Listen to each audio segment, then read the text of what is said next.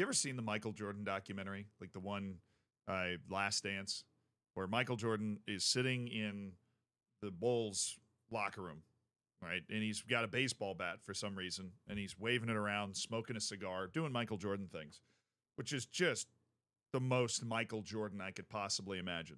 And he's waving the bat around, and he's talking about trash talking, basically.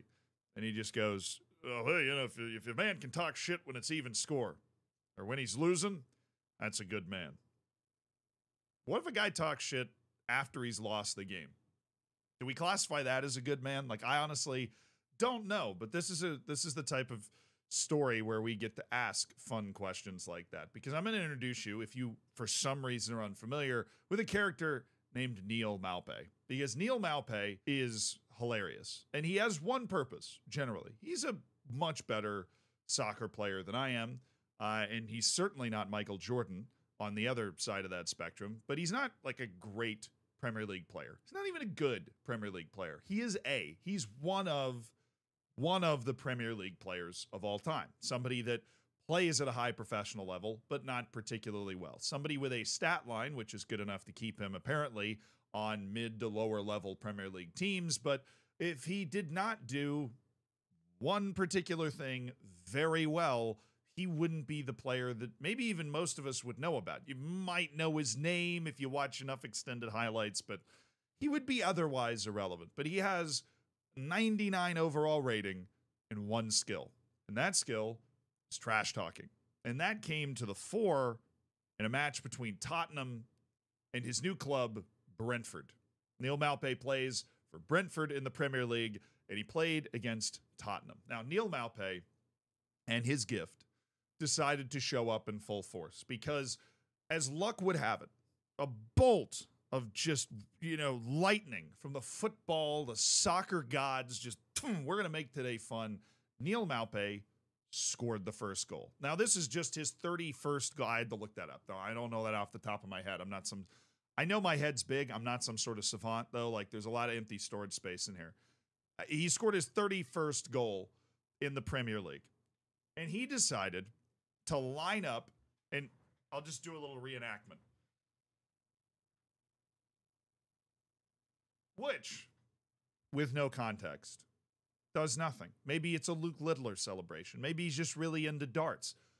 But James Maddison, not the president, but like the footballer for Tottenham, is obviously on the other team because they're playing Tottenham. That's his celebration. That's it. Well, that wasn't it, actually, because he runs up to Maddison and gives him what could best be described as a violent hug, a couple of pats on the chest, like patronizing pats on the chest, and this and that. Oh, a lot of bravado and just kind of, useless. I would describe it as fake toughness, but it's clearly part of the act here. This is part of the 99 overall trash talking rating that Neil Maupay is working with. He goes over and gives them this violent hug, clearly says some things in his ear. It's made even more infuriating that he's saying them in a French accent, right? I feel like that's a good villain accent in this situation. And Neil Maupay is French. I'm now realizing I've never heard him talk. I have no idea how intense the accent is, but for the purpose of this experience, I'm going to assume it's very intense, like cat burglar type of French accent.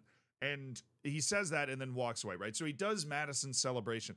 That, as simple as that may seem, was a declaration of war for Tottenham. I mean, just lit the entirety of the Tottenham team ablaze. You had multiple instances later in this game, and Neil Maupay obviously is the equivalent of having like a rock in your shoe that you can't find. So he is continuing throughout the game to just badger and chirp. And you have if you're Tottenham, you had the distinct misfortune of getting scored on by this guy. Now, we've all had this experience. If you played sports growing up, you're playing against somebody that will not shut up. And God forbid that guy actually does something good. That person actually manages to do something that is beyond the average expectation of playing whatever sport it is. This person exists in every sport. And I'm going to start getting upset thinking about this happening. I used to play basketball. This would happen in basketball. The point is that Tottenham was incensed by this. Incensed. And I am beyond impressed that Maupe would go for this. Because to me, even though he scored the goal to take the lead, he plays for Brentford and he's against Tottenham. Brentford is not the favorite in this conversation. They're not.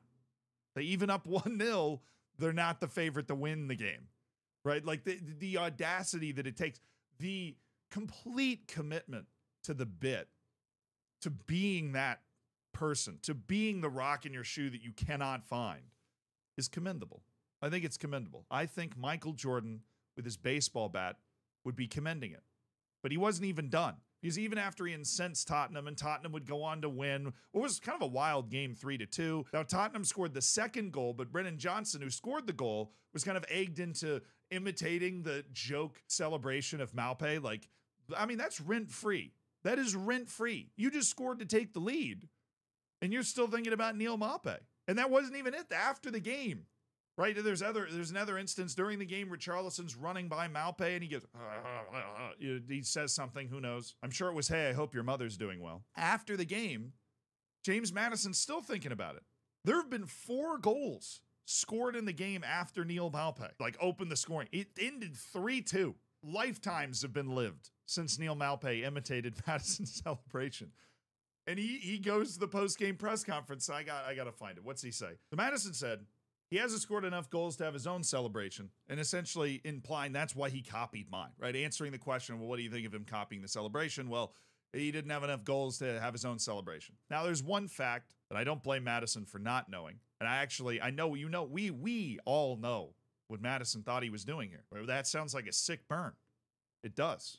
He thought of that maybe on the spot. Maybe he spent the rest of the game after Maupe's celebration thinking about this comeback, right? I've been there.